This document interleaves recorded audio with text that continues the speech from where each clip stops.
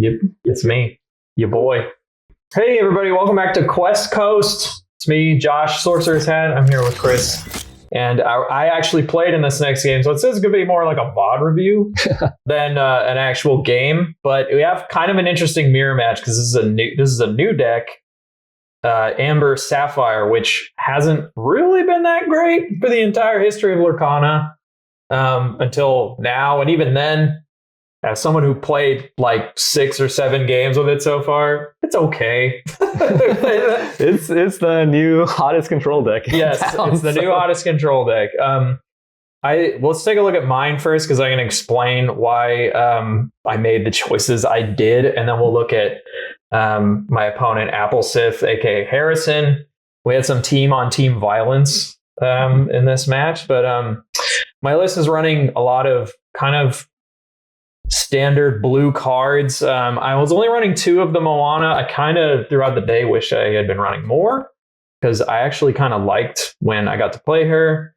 I did tech in the Lilo to try and add just some more aggression and recur her from the discard, which I actually really liked how Lilo performed. And then I went half and half on Spooky Sight and Raging Storm just to have a lot of different board wipes because I actually expected to see some aggro and run into Blurple, and then I didn't end up running into either of those decks the entire day. So, yeah.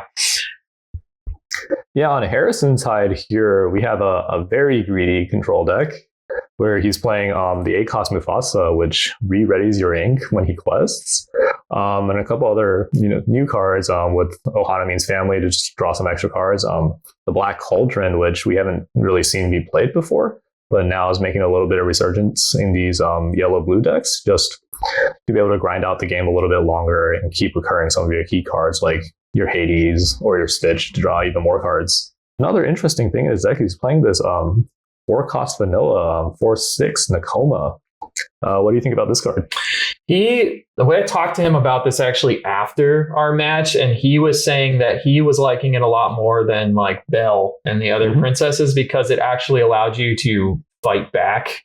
Because Nakoma actually has some pretty good stats for a 4-drop, and yeah, it's an Iago that doesn't randomly get popped. Yeah, basically, yeah, you can't just pop it. You got to actually fight through the 6 health. So I was like, okay, I do see the appeal, especially when aggro is such a huge sore spot for this deck. So being able to fight back just in any fashion. Yeah, and you have Ohana as well to heal it for up to 5 and draw up to 5 cards. Exactly. It's almost like Harrison is smart and builds really good decks. Yeah, so it's a very greedy version of yellow blue, and so it's a little weak to aggro since he doesn't have any spooky sights in here. But spoiler alert, there was no aggro in this tournament. Yeah, there was not a single. I don't think there was a single person. So it was kind of the perfect storm. But we'll see. Let's go check out the game. All right, we're here. The yellow-blue mirror match, and yeah. I love how we watched a few matches like today doing all this, and a lot of people just use the white mats. I like that Harrison and I were like, no, we're gonna get colorful. Yeah, switch it up a little bit. Longtime fans of the channel will recognize my what happened like playing that. I still get tons of compliments on it, and I love it dearly. But yeah, this was a really interesting match because I also was telling him during this game that I literally expected to be the only Amber Sapphire player in the entire room. And I was one of 4. It was kind of crazy. It was the most represented deck, right? Yeah, there was more of us than Blurple, which I find absolutely shocking. So we tied on the die roll, and then we roll again, and I believe he wins the die roll. I lost all my die rolls all day except for 1, and I was like legitimately shocked. I actually also made a face at the camera because I knew I could. I was legitimately shocked because I just was losing everything. So I already have ramp. I can see I have T-bow. I have some other things, but I decided that I didn't need the second T-bow and just decided to see what else I could get. We joked during the match. I saw that I drew a Horseman Strikes. We were both like, this card is just ink in this matchup because it does Literally nothing. Like neither of us have a single evasive character. Hey, I mean, it draws a card, right? Yeah. Oh, I think at one point I did use it to draw a card, but it was out of complete desperation. I'm sure we'll get to that moment. you guys are inking each other so much. Yeah. 3 extra inks. I think we both, by the end of all these games, I think we both had a good, 16 to 20 ink. It was kind of crazy. Yeah, develop these 2 ramp cards. So Yeah, I thought that I was, gonna be off to the races. I'm like, cool, we played a develop. That means I'm in a pretty good spot, probably. But as we see here, he got the ramp anyway, so it didn't matter. so we're gonna see a whole lot of ramping the first Yeah. couple turns. Whole lot of ramping, whole lot of just playing random cards. I mean that's blue decks. That's Sapphire. You kind of you play the cards and you go. And then I don't actually remember what I threw in here. I was probably a spooky side or something. I feel like I was doing that all day, where I would have way too many because I was running 3, and I would be like, just have Tipo throw it away. I don't need it. I don't want it. And that was kind of unfortunate. I would definitely go down on the amount of spooky sites. But Harrison plays Cindy. I play Cindy. We started joking that it was oh, I've seen this movie. We're doing the same exact thing. So we were keeping pretty good parity. I was trying to keep up with him basically throughout the match, because you kind of have to in the blue mirrors. It's whoever can ramp faster, has such a great advantage over the other person. So I was trying my best to keep up.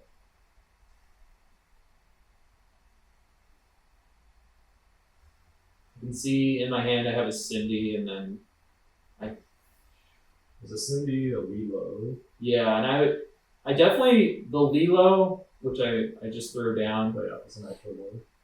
Yeah, doing the Cindy trigger twice, and then I ended because I had plenty of things on the board, and I have 2 Surfer Stitches in hand, so I was just getting ready to draw cards, and of course he also draws cards. I think this was the next turn I joked because I was like, we're doing the same stuff, but I mean, that's mirror matches. That's how they go.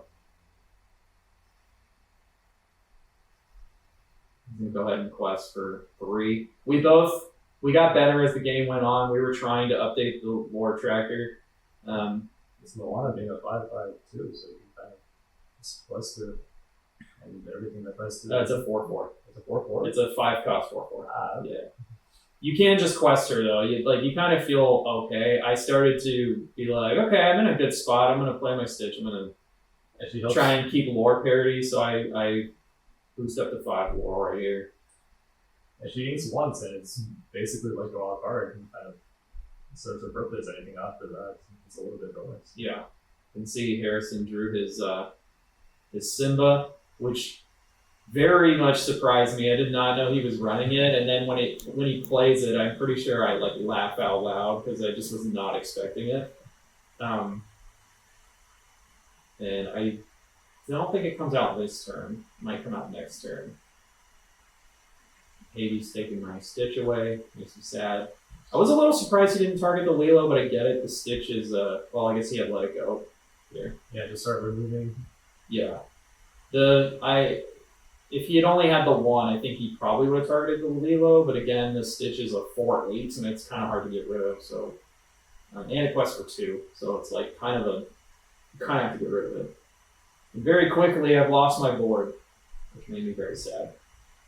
Yeah, the thing about boards in this map, though, there's a board light. Yeah, so she's Raging Storm. Back to 0. And I'm kind of checking to see what I get. I saw a Tipo and something else. I threw the Tipo back. I think I got a Vision from that. So I decided to get that just to see if maybe I can find something later that I might need.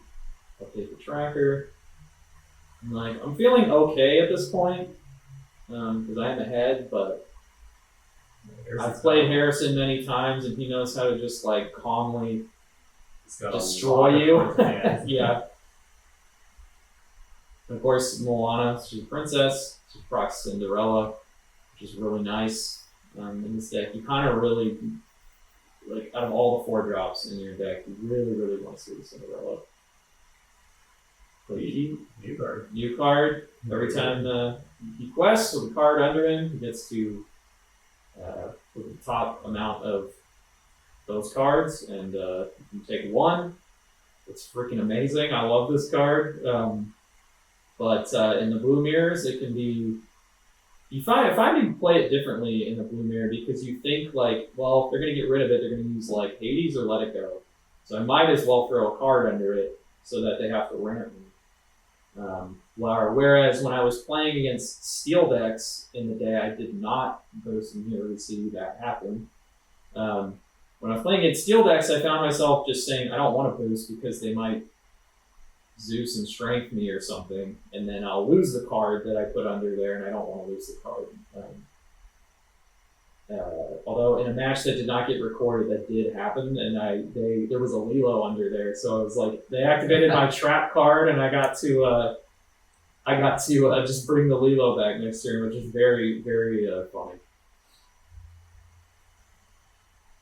And I'm just digging. I'm like trying to find some kind of answer. Hard choice. Yeah, and you can see I stopped for a second because I was like, did I make the right choice? I don't know if I did, but I ended up taking Hades because I wanted to zap his Hades away and just taking out these Hades is super important, especially since he has the Cauldron. I didn't know that he was on Cauldron at the time while we were playing. We didn't discuss our decks really at all ahead of time.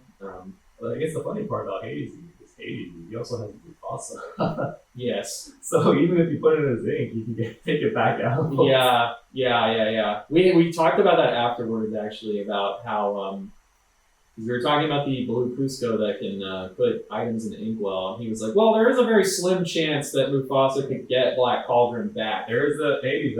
Yeah, but there's put Hades under it. Yeah, puts the Hades under so you can recur it and get some new Hades every time. I think you can see in my face, I'm like, uh-oh. I literally, when he played Cauldron, I was like, wow, this got way harder suddenly than I originally thought this was going to be. Not that I thought this was going to be easy by any means, but I thought, like, okay, it's a mirror match, it's whatever's going to happen is going to happen. But then I felt like, now that he has Cauldron, I'm at a gigantic disadvantage. Yeah, typically how mirror goes, whoever has more big stuff's going to win. Thankfully, I had the ink. I liked being able to play Bell and then play Stitch here to draw more cards. I wanted to try and keep up on cards. Like, this was, I think, the moment where, because I knew he had Cauldron and he was just going to be able to just remove my stuff and keep recurring, I had to just blaze. I had to become the worst aggro deck that you've ever seen. Yeah, he has Cauldron, you don't, so you can play the game forever. Yeah. You're on now on a clock. Yeah, exactly. And I didn't tell Harrison at the time, but as you can see on his board, I made many jokes to him later. I said, dude, your board is so messy.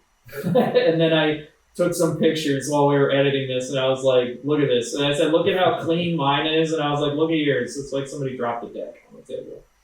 Well, in his defense, he has more stuff. Harrison, I love you, buddy. I was messing with you.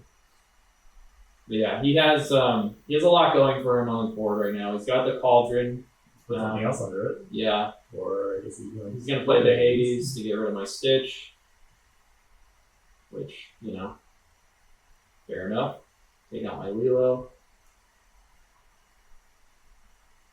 And then you can just keep doing that like the whole game. It's crazy how fast Cauldron went from being basically unplayable to being quite playable in the meta. Well, I mean, only in this very specific deck, I think. But yeah, it turns out all I needed was some ramp cards. Yeah, you just needed an excess of ink, and then you could just kind of do whatever you want. Don't play all the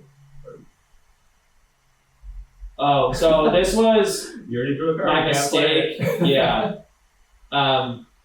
I asked him if it was okay, and he said, you already drew, and I just said, like, okay, fair enough. So I just went with it. Because, I mean, technically I did draw, right? So I did gain information about what my hand was going to be like after. So I didn't really fight it. I was like, no, you're right. I don't need to.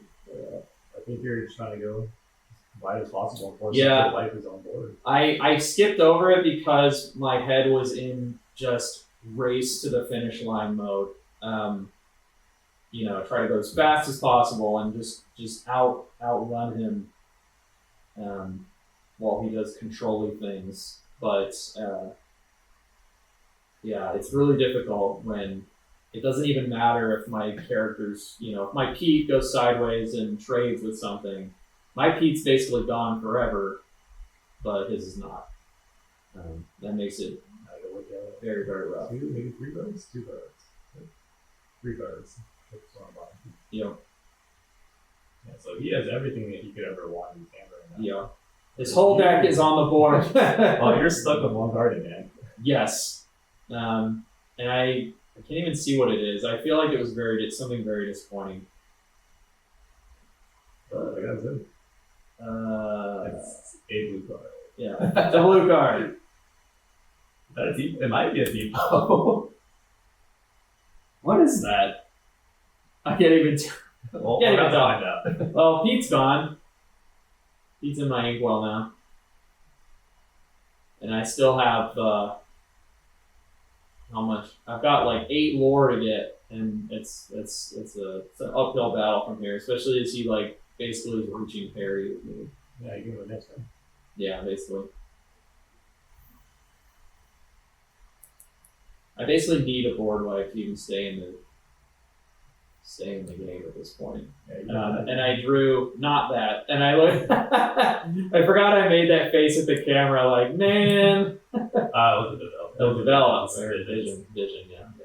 But look, I do find Raging Storm, so I take that because I know like that's going to at least keep me in this one more turn, bare minimum.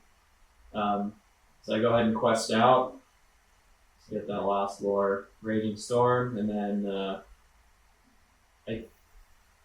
I put him in the inkwell. I couldn't remember if I forgot to or not, but I ended up doing it. And then I do develop because I want to find something, and I end up finding Lilo, which I thought was a pretty good follow up because if he takes it out, then I don't know, keep going. But then he plays Hades. Hades, put her in the inkwell. Pretty much the only way to get rid of Lilo, or you put her on the bottom of the deck. Yeah, even if you board wipe him here, he's got so much ink. Yeah, so many and cards he can in hand. recover so well. He's got that Stitch loaded up, ready to go, like to draw those cards. Play the Stitch right And now? there comes the Okay, Mufasa, and I Mufasa. just start laughing. I'm like, I can't believe you're actually playing that. Not that it's bad, it's just such a big card. And then we had to figure out how to like do the ink because I forgot. Oh yeah, you have to get 2 cards back from your ink. So I was literally telling him at this point, I'm like, just take 2 from wherever. I don't care. Right? But yeah, immediately I see the Mufasa and I'm like, well, I've got to get rid of that because Quest for 4 and ready's all his ink. So now he's loaded up the Hades. So now he's like turned the cauldron into a toolbox at this point. He can just decide to either get rid of one of my characters or he can draw some cards. So we gotta reload out, but the 80s loaded up, that's probably not gonna last long. Yeah. Well, I mean, it's like I got to do something, And I think I decided to scoop. I was like, yeah, there's Scooping is something, I guess. yeah. Yeah, I mean, this was a rough mirror. Yeah, mirror goes, control mirrors, and whoever draws more cards Yeah. plays bigger stuff usually.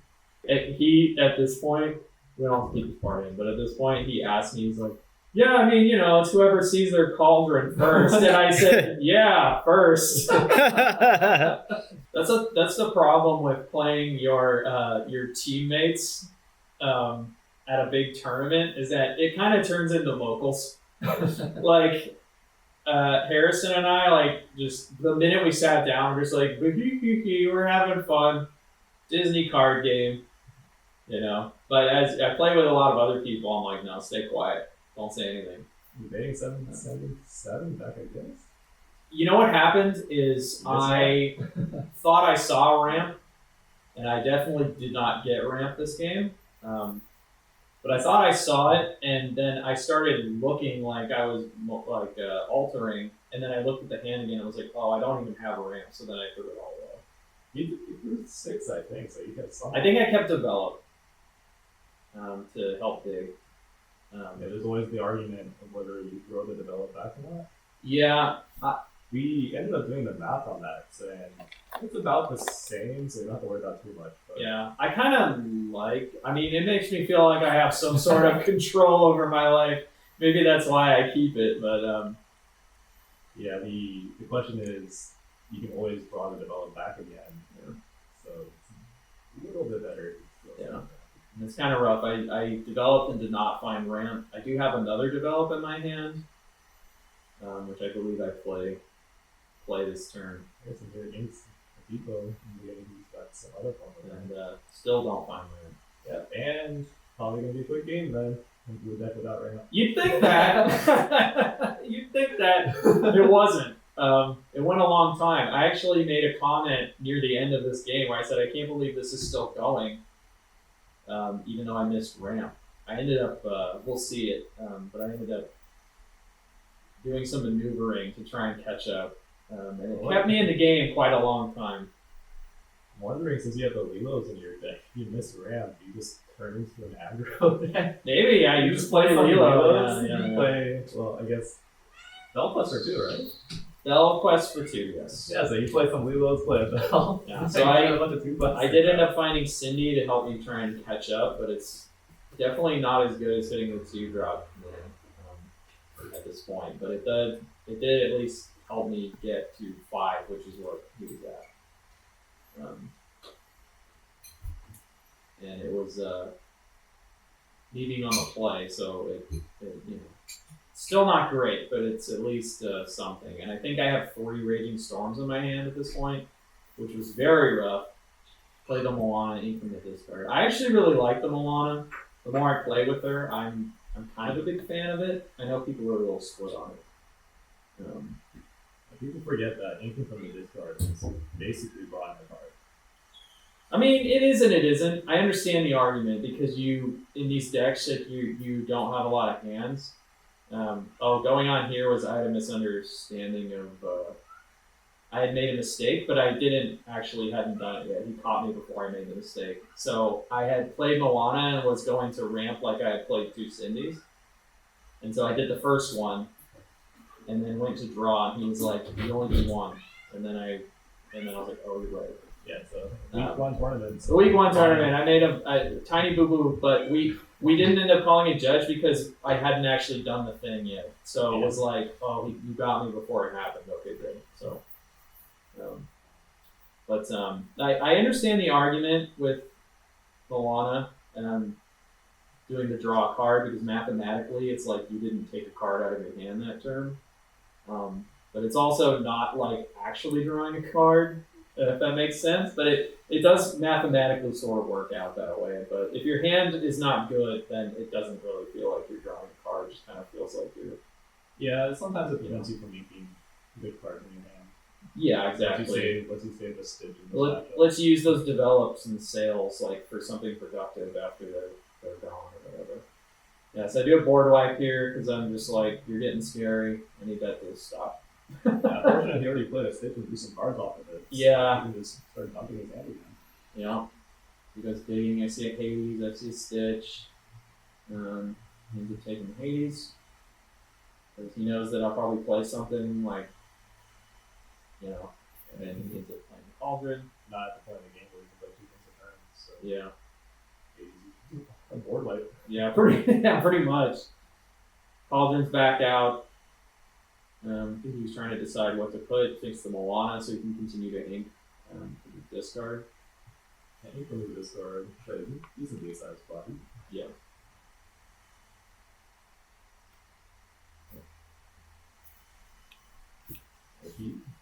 See if he survives or not.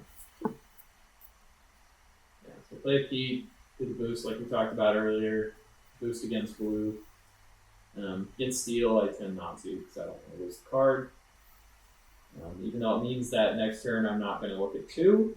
I'm only going to draw a card, but honestly, you're still getting the same amount of cards. You're just not getting the filter ability. So it's not awful, in my opinion, but I'm sure someone will tell me, like, oh, you should boost no matter what. High roll. Right? So that Moana's getting ready to come out, pretty sure. Because he has so many inkables, as we can see from his entire No discard. Moana this turn. Just No Moana this you can turn. draw some more turns. And we'll put some other extra stuff. Puts a Stitch under there. He's still lacking in ink at the moment to do like a lot of stuff in one turn. I didn't actually see what I grabbed here. The vision. I'm digging for, I don't even know, I think More at this threats, point. maybe. Yeah, just stuff to do. I think I might have been, I see a Hades, probably not.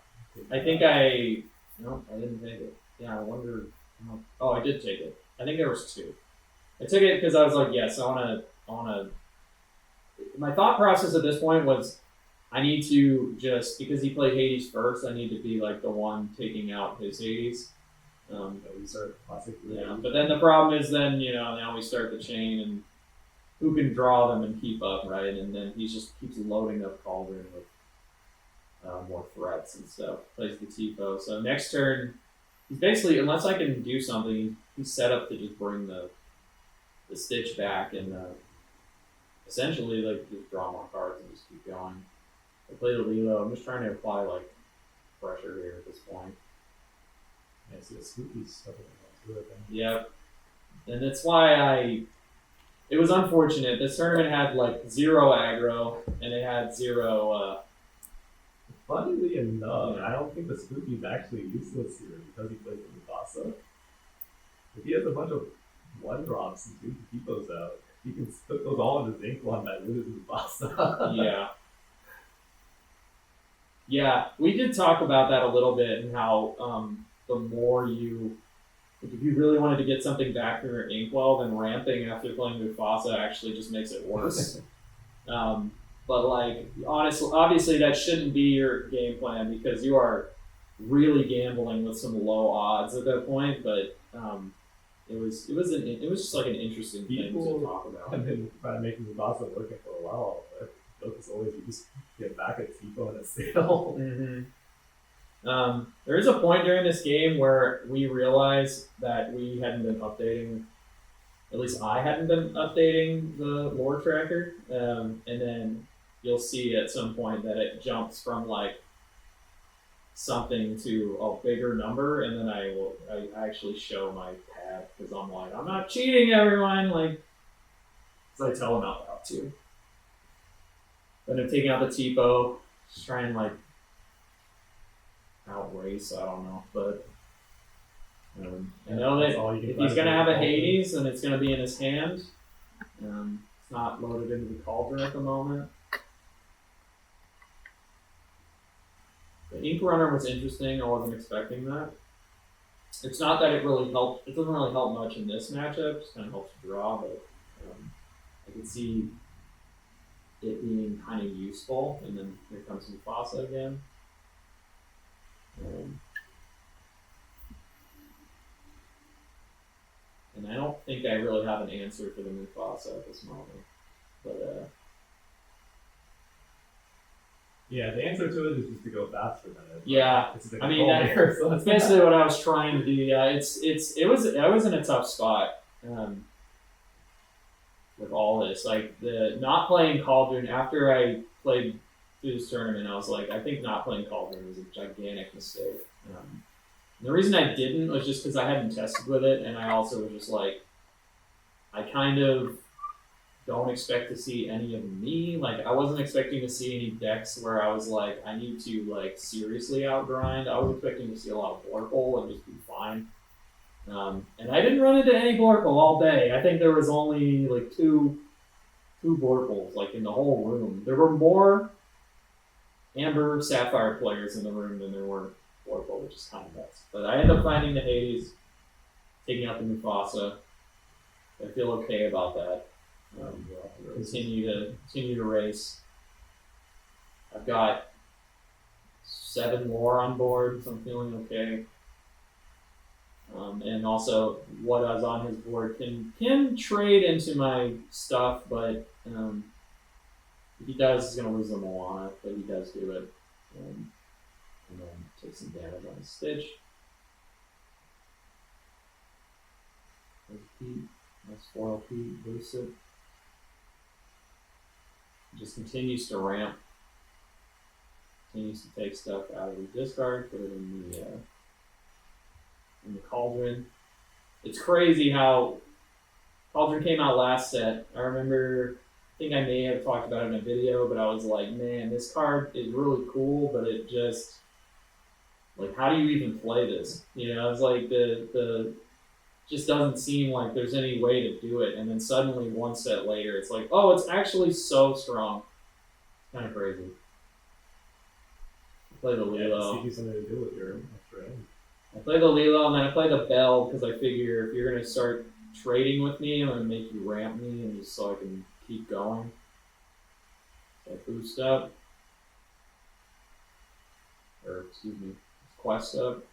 And then, didn't have a cube in hand or something? Well, I couldn't actually play it. Maybe I missed it. No, I have a spooky stuck in my hand. That happened all day. Yeah, there's nothing to spooky here. Yeah, there was nothing to spooky in most of my games, to be honest. It did not really come in handy. This mirror gets a little standoffish, where Yeah. you kind of just get each other to board wipe so you can play first. 100%. Yeah, up until the point where you can play the board wipe and then play another character out as well, so you have any control again. Harrison plays the. He finds the Hades. He plays the Horseman just to draw a card. And here's the Let It Go. Both of us were like just swimming in ink, like by the end of these games. Yeah, there's a lot of good stuff in your ink right now. Yeah, You wish unfortunately. you had pasta. Yeah. I do have a board wipe, so in my head I'm thinking, well, if stuff gets real bad, which like it kind of feels like it is at the moment. So I was like, I think this turn I'm like, I think I got a board wipe because the board's just so huge. Yeah, but he's got so many more cards in his hand. He does. He had like the whole time there just so many cards. I think I threw the spooky away at this point. I was like, oh, get it out of here. And let it go, and then I just continue questing. I guess you're holding off in terms of board. And I forgot to update the tracker. So yeah, 6. Should be at 15, I believe. Yeah, at the moment. I mean, you are threatening to win next turn. He doesn't balance his characters. Yeah. If a non-Harrison player got distracted enough to ignore the lore count, then there is a possibility that I could win, but Harrison's very good. I think I was thinking at the moment when I looked up, I looked at my discard because I was trying to figure out how many Hades and like Let It Go's I had gone through. Oh, that's a lot of cards to draw. Yes, it's quite a few. 6. That's like the best. That's like when someone goes, Ohana Meets Family is a really good card because I could draw 6 cards, right? And you're like, yeah, but how often is that going to happen? Like, well, it happened right here. But still, how often is that going to happen? Not that often. He's so many cards in hand. He Yeah. really needs 6 more. He's loaded. At some point, I was like, man, you're still inking, huh? It was like, he just kept doing it. Yeah, we can pretend these cards under the cauldron are in his hand Yeah. too. He's inking 2 because he had played Sail earlier in the turn. Sail and Moana go so well together because you can just dump stuff from your discard, right? Especially if you have one thing in your discard you can ink. You play Moana, and then if you play Sail, you can literally ink the Sail you just played if you want, and then also draw a card. Which is kind of nice.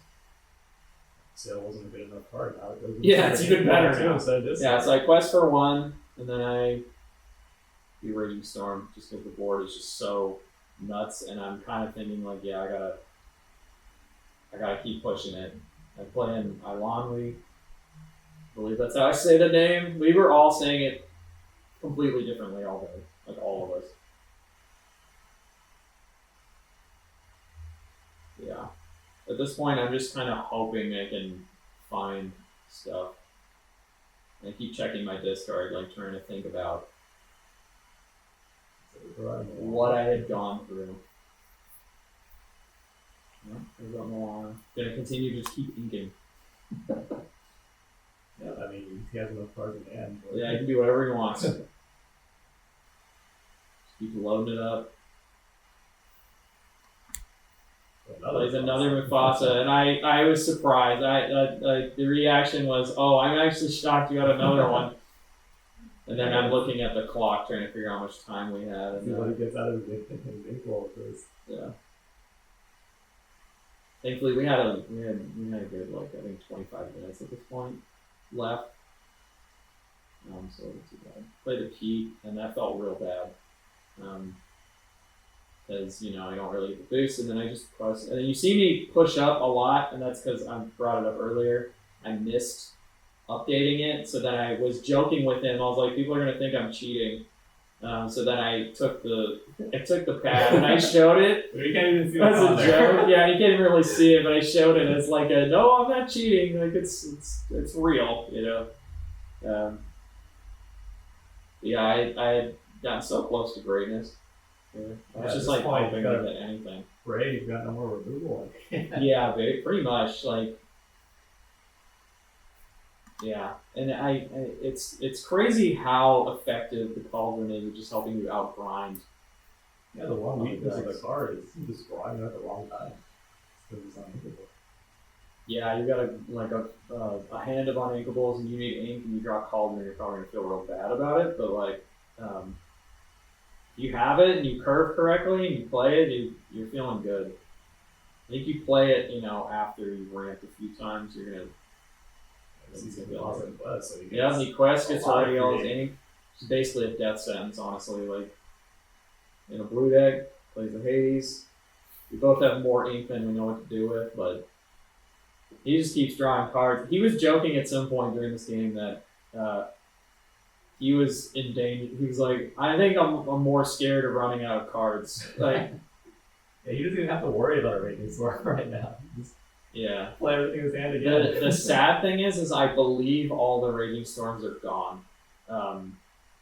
Because I think I may have inked one with like a TiVo or something at some point.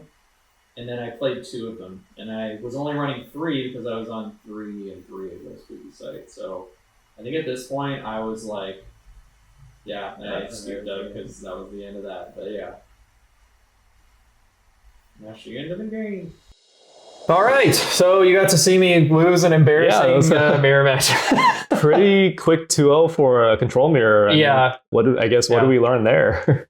Play Cauldron. Yeah, Cauldron's pretty good. The greedier decks win mirrors, I guess. Yeah, I guess so, yeah. Yeah, we didn't get to see the Nakoma being played at all, but I guess that card's more of for mid-range and aggro matchups. He showed me that afterward. He showed me the Nakoma thing, and I realized, you didn't even play it. But yeah, it is because it's mainly for staying alive through like aggro or mid range. Yeah, I saw one ink just to play something with more impact to the board. I think it was like a Hades or something.